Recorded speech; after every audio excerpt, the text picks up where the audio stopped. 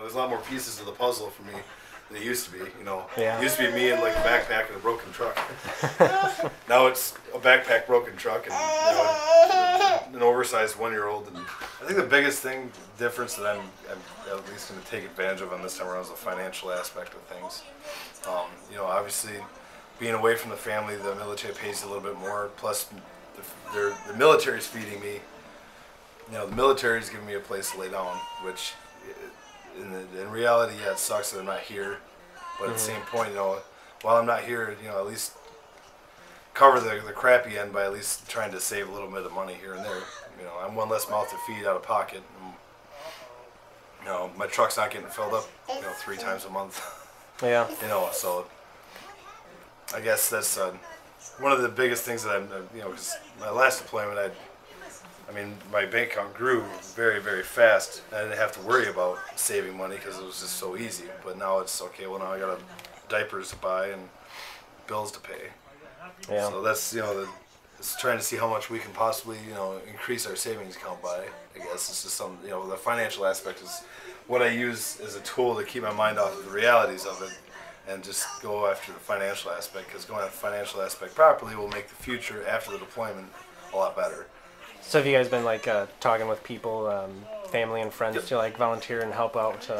Oh yeah. Yep. Her dad and her parents live in the area, and I have parents and a lot of family lives in the area. Have all already, without even asking, have already said ahead of time, hey, if you need something, call me. If you need this, you need that. So Yeah. that was actually my uncle, even who was at the departure ceremony, even said it himself. I don't know if you got my number or your cousin's number, but you give us a call if you need anything. It's like, oh yeah, we've already talked about this. You're starting college at Baker this week. So how is that going to be for you over the next year? With Natalie here and James being gone. It'll be nice. It'll keep me busy. Kind of, so I'm not dwelling on just sitting at home wishing he was home. Yeah. And we got enough help between my parents and his parents and all of our friends and family that I don't have to worry about finding a daycare for her to go to. So it'll be interesting adventure. How have you been, mentally preparing yourself for James to be gone for a year? We've known about this for almost, year and a half, 2 years.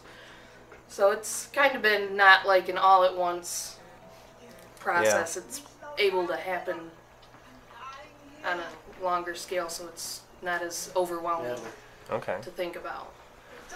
And now that it's coming up, it is kind of like, wow, this is real. This is happening.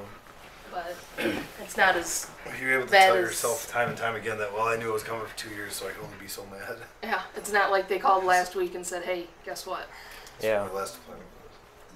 Yeah, you liked it a lot better. Yeah, last deployment, and actually I preferred it. Of course, I was, again, like I always say about my last deployment, single dude, but they called me, my buddy called me the day before Christmas Eve in 2004 and said, hey, do you want to go to Iraq? Okay, here's the deal. We got to do an SRP in 2 weeks, or the weekend after New Year's, I think it was, and then 2 weeks after that, we're leaving for Camp Shelby. No kidding, that quick. Yep, and basically within a little over a month from when I received that phone call, we were down at Camp Shelby. No kidding. And in a lot of ways, I guess I would prefer that in a way. If you had a month, if you really had to do it, is a good amount of time. The employers say, oh, you're deploying, okay, see you later. Now you spend a year and a half, almost 2 years, telling your employer that you're leaving soon, you're leaving soon, you're leaving soon. And especially a deployment that's turned, like this one, where we started out where we were going to be leaving last spring, and then it got pushed, and then it got pushed again. It makes it difficult, I guess, on everybody all around. Especially, I've spent the past 2 years thinking about a deployment that's only going to last a year.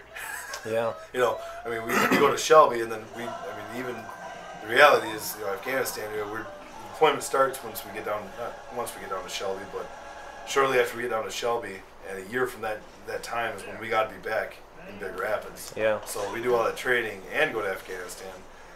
In reality, we spend almost 2.5 years, it feels like.